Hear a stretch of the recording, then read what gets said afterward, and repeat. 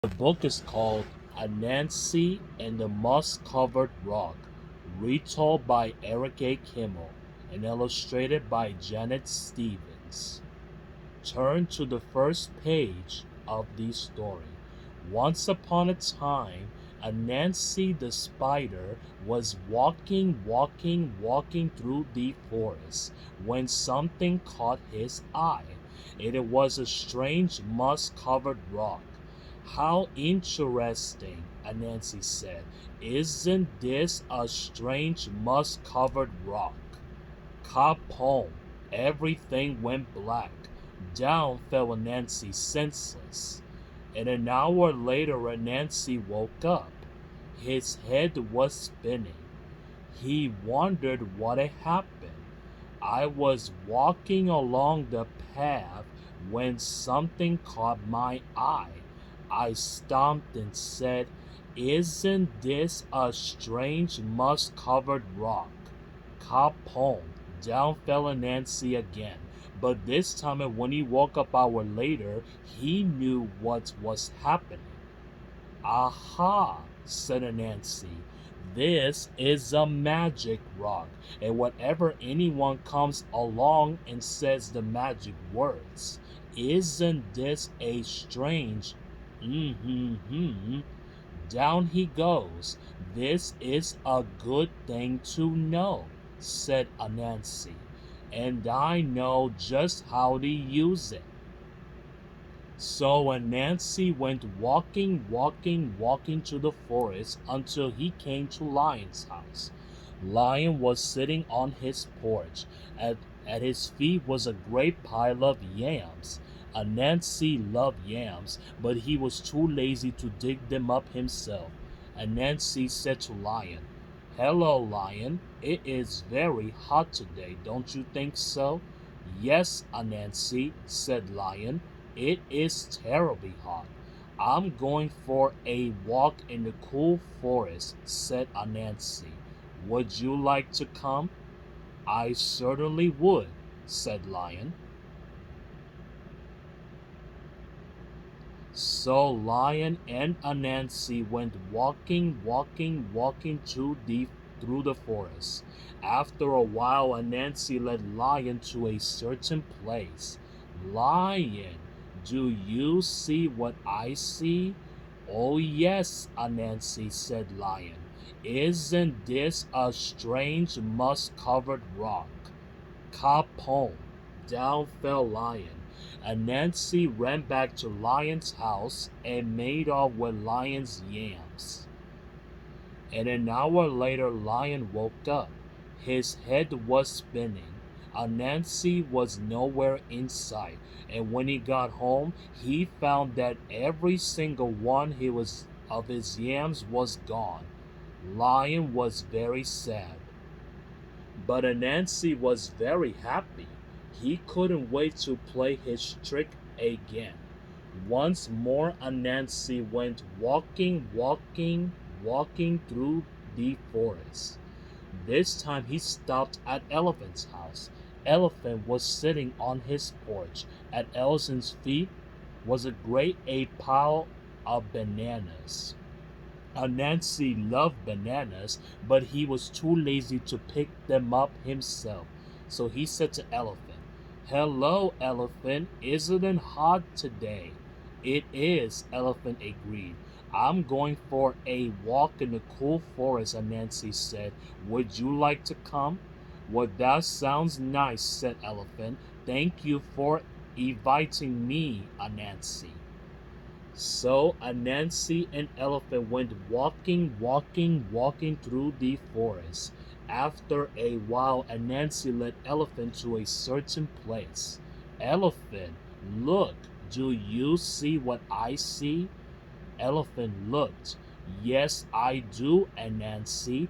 Isn't this a strange moss-covered rock?" "Kapong." Down fell Elephant. Anansi ran back to Elephant's house and made off with all the bananas. And an hour later, Elephant woke up. His head was spinning.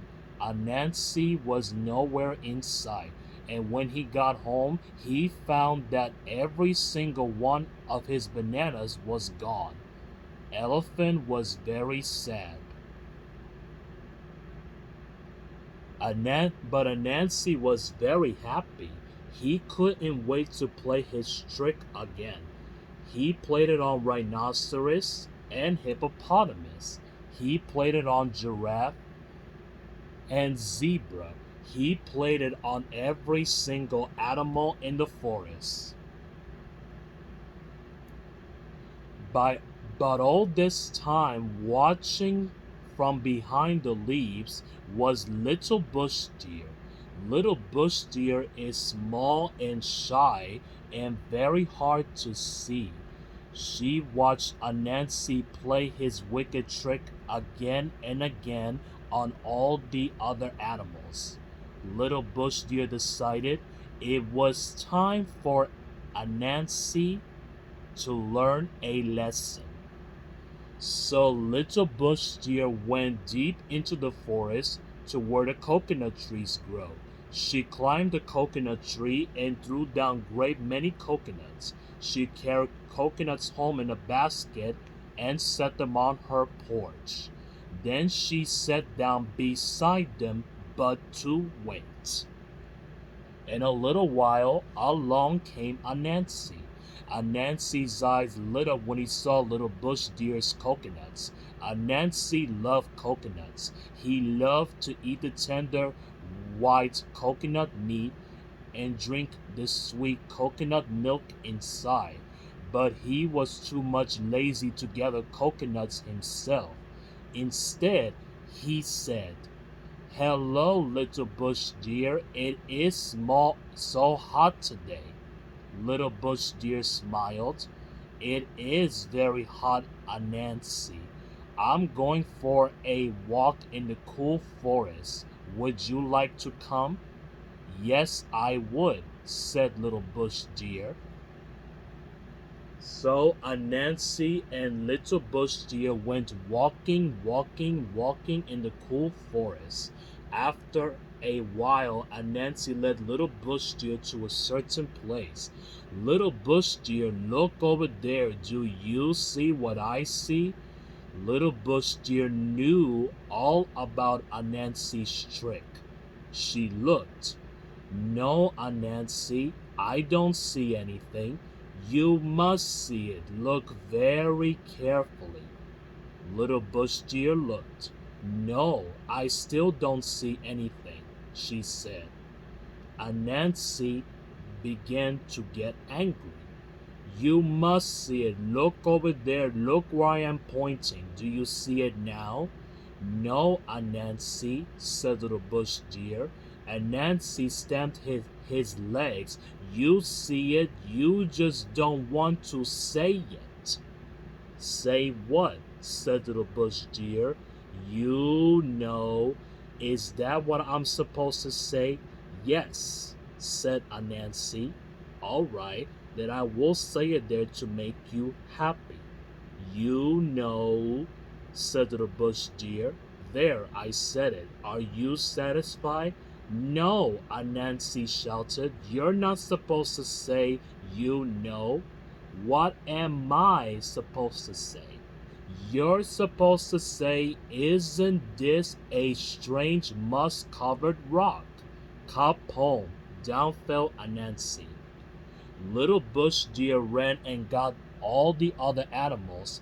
Together, they went to Anansi's house and took back all the good things he had stolen from them. And an hour later, Anansi woke up. His head was spinning. Little Bush Deer was nowhere in sight, and when he got home, he found his house as empty as it was before. But if you think Anansi learned his lesson, you're mistaken, because he's still playing tricks to this very day.